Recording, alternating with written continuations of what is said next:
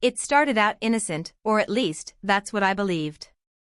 My girlfriend, Emily, told me her ex, Ryan, was working on a photography project and needed a good editing laptop.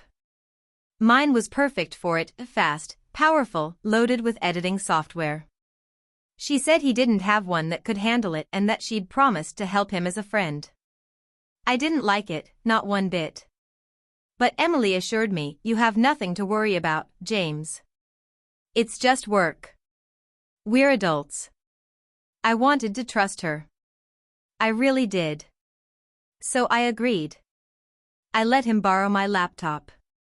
That was my first mistake. A week passed.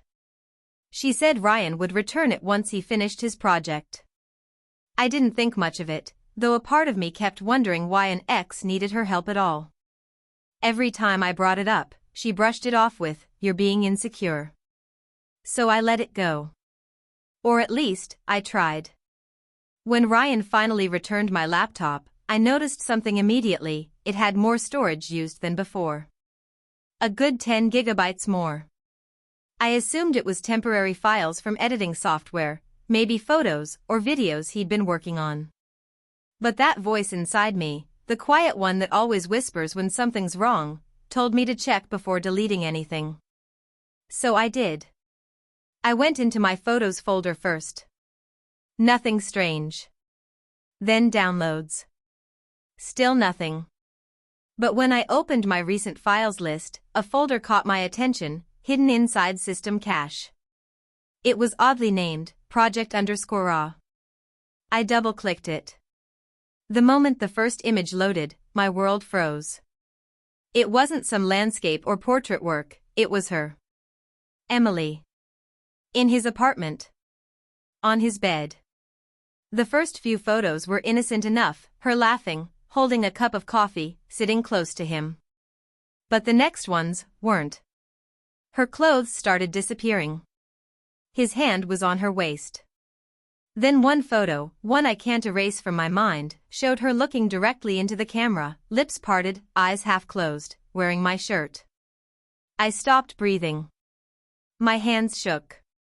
I wanted to tell myself they were old photos, from before she met me. But the timestamp said otherwise. 2 weeks ago. 2 days after she told me she was meeting friends for brunch. The folder contained over 100 photos. Each one worse than the last.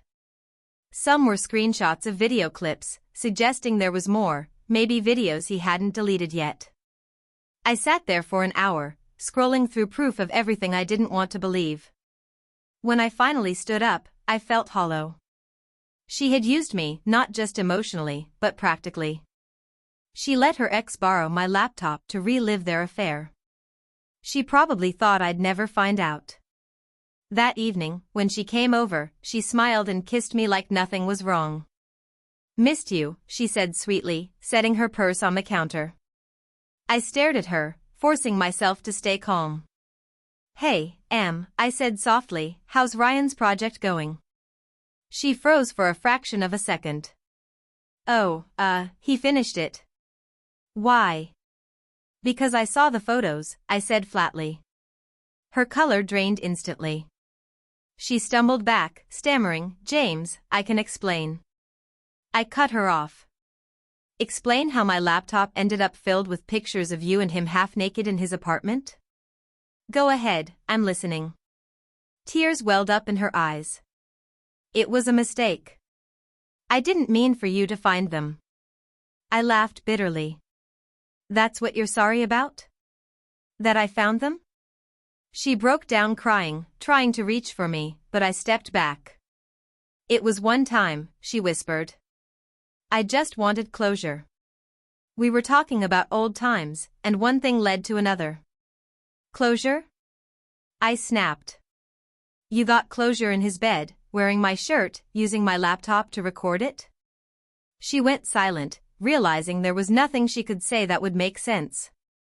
I handed her phone to her. It was open to a message she'd sent him earlier that day: "He doesn't suspect anything. I'll see you again soon." I'd found it synced through her email earlier. She dropped the phone, crying harder now. "Please, Don't end this over one mistake, she begged. I love you. I looked at her, really looked, and saw a stranger. You love security, I said quietly. You love convenience. You don't love me. Then I turned my laptop around, showing her the folder. You both forgot to delete the truth, I said. But don't worry, I made backups. Her face twisted in horror. You wouldn't. I'm not you, Emily, I said calmly. I won't use this for revenge. I just want you to understand that you can't erase betrayal as easily as a file. She tried to apologize, but I was already walking to the door. You can keep the excuses, I said, my voice steady. I'll keep my self-respect. That night, I deleted the folder. Not because I forgave her, but because I didn't need proof anymore. The truth was burned into me deep enough. I changed my passwords, blocked her number, and moved on. A few weeks later, Ryan tried to contact me, probably to explain. I didn't respond. I didn't need to. Their project had already fallen apart. A mutual friend told me Emily lost her job after Ryan leaked something stupid at work. Karma came fast, and I didn't have to lift a finger. Now, whenever I open my laptop, I see a faint reflection of myself in the screen. Stronger. Smarter. Colder, maybe. But alive. And sometimes, when people ask why I don't lend my laptop out anymore, I just smile and say, last time I did, it told me everything I needed to know. Because the truth doesn't always knock, it hides in folders you were never meant to open.